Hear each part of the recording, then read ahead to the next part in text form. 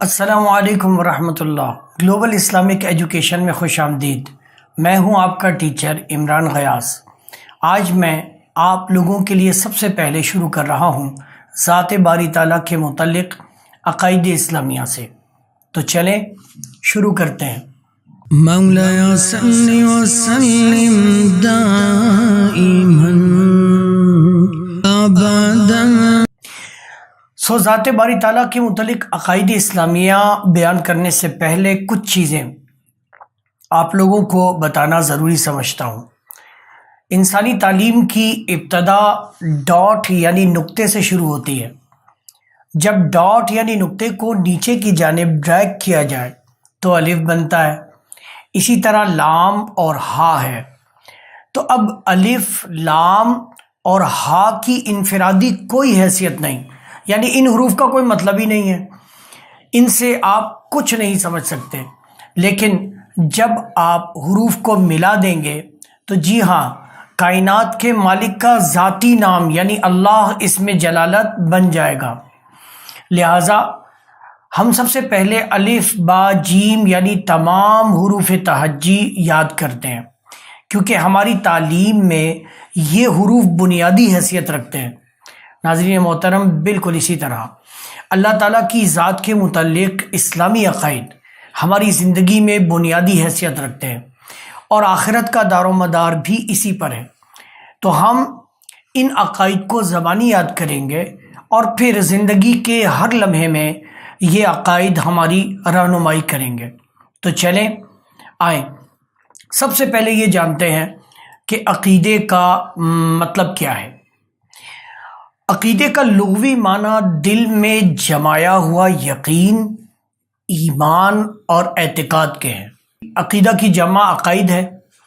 مومن ہونے کے لیے جن باتوں کی دل سے تصدیق اور زبان سے اقرار ضروری ہے ان کو اسلامی عقائد کہا جاتا ہے۔ عقائد کی اصلاح اور درستگی کے بغیر اچھے سے اچھا عمل بھی اللہ تعالیٰ کی بارگاہ میں قبول نہیں ہے۔ اللہ رب العزت قرآن کریم فرقان حمید میں ارشاد فرماتا ہے، مثل الذین کفروا بربہم اعمالهم کرماد اشتدت به الريح فی یوم عاصف لا يقدرون مما کسبوا على شیء ذلک هو الضلال البعید۔ اس کا ترجمہ یہ ہے کہ اپنے رب سے منکروں کا حال ایسا ہے کہ ان کے کام ہیں جیسے راکھ کہ اس پر ہوا کا سخت جھونکا آیا آندھی کے دن میں، ساری کمائی میں سے کچھ ہاتھ نہ لگا۔ یہی ہے دور کی گمراہی۔ لہٰذا ثابت ہوا کہ اگر کوئی انسان کثیر نیک اعمال کا ذخیرہ جمع کر لے لیکن اس کے عقائد میں فساد ہو تو یہ ذخیرہ راکھ کا ڈھیر ثابت ہوں گے۔ ناظرین محترم، اللہ تعالیٰ کی ذات کے متعلق مسلمان کے یہ عقائد ہونے چاہیے۔ دنیا کی ہر چیز عدلتی بدلتی رہتی ہے اور کبھی نہ کبھی فنا ہو جائے گی۔ کسی نہ کسی وقت وہ پیدا ہوئی ہے تو ضرور ان سب چیزوں کا کوئی پیدا اور ناپید کرنے والا ہے۔ اس کا نام پاک اللہ ہے، وہ ہمیشہ سے ہے اور ہمیشہ رہے گا۔ وہی تمام جہان کا بنانے والا ہے۔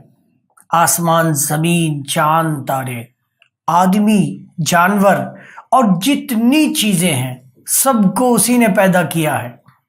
وہی پالتا ہے، سب اسی کے محتاج ہیں۔ روزی دینا، جلانا، مارنا اسی کے اختیار میں ہے۔ وہ سب کا مالک ہے، جو چاہے کرے، اس کے حکم میں کوئی دم نہیں مار سکتا۔ وہ ہر کمال خوبی کا جامع اور ہر عیب اور نقصان اور برائی سے پاک ہے۔ وہ ظاہر اور چھپی چیز کو جانتا ہے، کوئی چیز اس کے علم سے باہر نہیں۔ جیسے اس کی ذات ہمیشہ سے ہے، اسی طرح اس کی تمام صفات یعنی خوبیاں بھی ہمیشہ سے ہیں۔ جہاں کی ہر چیز اس کی پیدا کی ہوئی ہے۔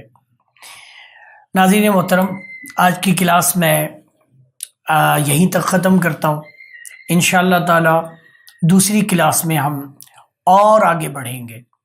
آئی ہوپ کہ آپ لوگ میرے ساتھ ساتھ چلیں گے، اور اگر آپ چاہتے ہیں کہ میری یہ ویڈیوز آپ کو جلد ملتی رہیں تو پلیز سبسکرائب کریں، میرے اس چینل کو لائک کریں، شیئر کریں۔ جزاکم اللہ خیرہ، تھینک یو۔